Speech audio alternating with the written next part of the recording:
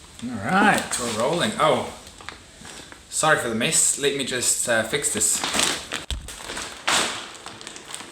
Easy, right? There's no sun up in the sky. Stormy weather. I'm on an exciting journey of turning my garage into a tiny house. And in today's video, we're going to talk about planning stage. So I'll walk you through everything you need to consider if you want to turn your garage into a habitable space. Then I'll be sharing the plans from my architect that balances my immediate need of having this tiny house, but also thinks about the future resale value. Now, if you enjoy this video, please like and subscribe, and let's get into it. Now, if you think of your own situation right now, I bet you your three main outgoings are housing, food, and transportation. And I feel that housing is a really hard one to reduce or remove because we all need shelter. But if you can get a bit creative and find a way how to reduce your housing costs, it's one of the greatest life hacks. And that's why I'm converting my garage into a tiny house. Now, when it comes to garage conversion, there's usually two types. The first one is if you just want to add another bedroom or bathroom or another living area. The criteria are a little bit easier than if you actually want to turn it into a granny flat or a self-contained unit like in its own dwelling. Now, the first thing your local council wants to know if you remove the garage and turn it into a habitable space is where are the cars going to go? Now, in my case, I have a 2-car garage, and I called the architect, explained the plans, and he said to me that if you remove a 2-car garage, you need to be able to prove to the council that you have sufficient parking for 2 cars plus, and that's the thing I didn't know, plus they need to be able to maneuver independently from each other because I have a long-ish driveway. My driveway is about 40 meters long. I don't think it would have been a big issue if I would live on the road. And in my particular zoning where I live, because I live close to the city, they changed the law and now you only need to prove 1 car park versus 2. And I was super blessed that this is the case because this would have stopped my whole plan of turning this garage into a tiny house. Now, the second thing you guys want to check is if your garage has a damp proof membrane. So that's a polythene sheet between the ground floor and the concrete slab that prevents the ground moisture or the rainwater to penetrate the concrete. And luckily in my case, the architect found this information in my old building plans. You might want to talk to your local council about this or engage a professional if you can't find it. Another thing you have to consider is that you have to insulate the walls and the ceiling. As I said, my garage was perfectly lined. I thought it's going to be super easy. Well, that whole jib needs to come off and I have to put insulation in. I'll have to re-jib it. It's probably more work than if there was nothing, to be honest. Hey, sorry to interrupt. Can I ask you a quick favor? If you got value out of this video, can you please give it a thumbs up? Thanks.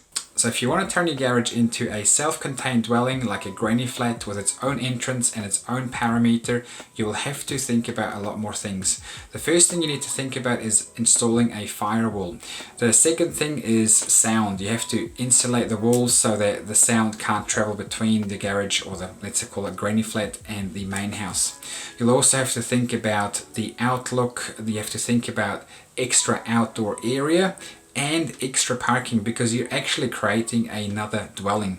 So by removing a garage, you have to prove obviously car parking for that particular household, but you've just added another building, so you have to prove even more car parking.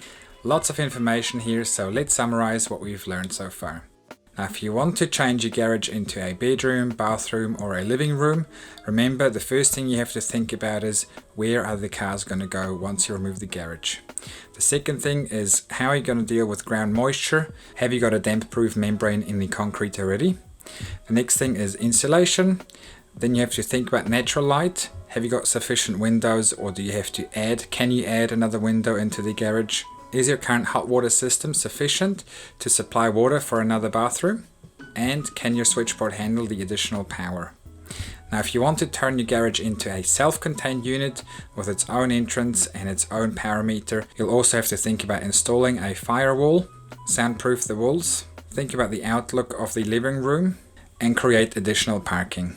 So it looks like quite a lot on this list, but remember, a lot of these things you probably already have in place, such as sufficient outdoor car parking, a way to deal with moisture in your concrete, and your switchboard potentially will handle the extra power. Now, don't let yourself be discouraged by this list, but instead just use it as a guide and tick it off one step at a time.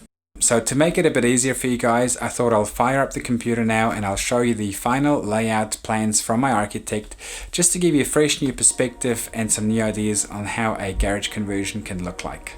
This is the architect's plan of the existing garage. So this is the garage door at the moment, and that's how he's proposing the look. So we're going to use vertical cedar, and it's going to run all the way up to the ceiling. So I'm hoping that way you can't tell that this was a garage at some stage. While I'm looking at this, actually one learn I had is that we need to pour new 150mm high concrete nib under this cedar wall.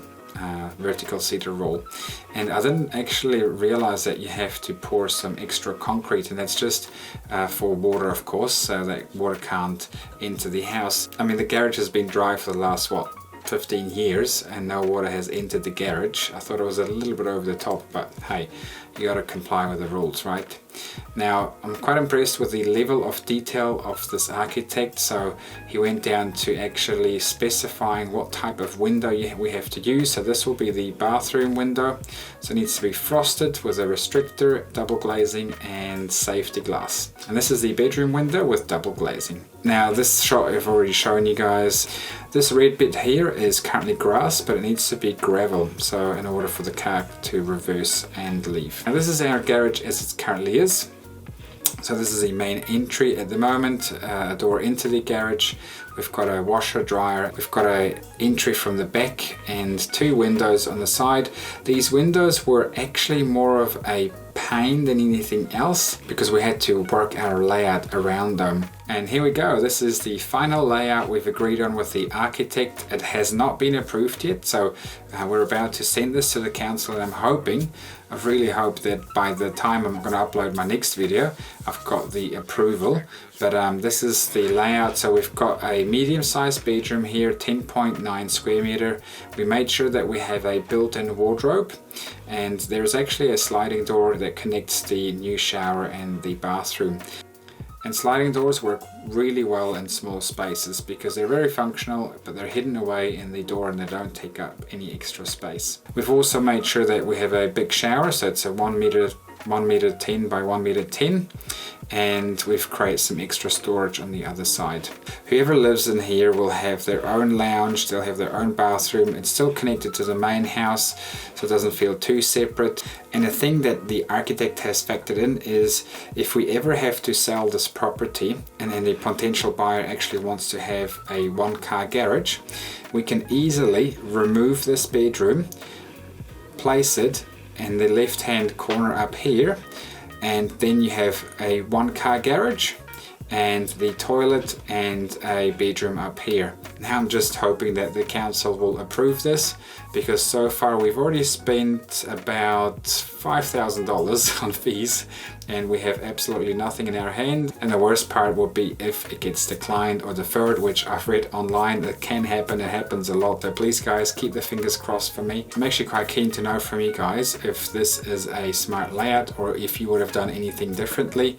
Let me know in the comment section below. Some of the best comments actually come from you guys, the YouTube community, so I'm really keen actually to hear what you guys think of these plans. Now the last part here is the drainage. You guys have to factor that in too. As you can see, this dotted line is the existing sewer line, the public drainage, and we had to find a way how to connect into it.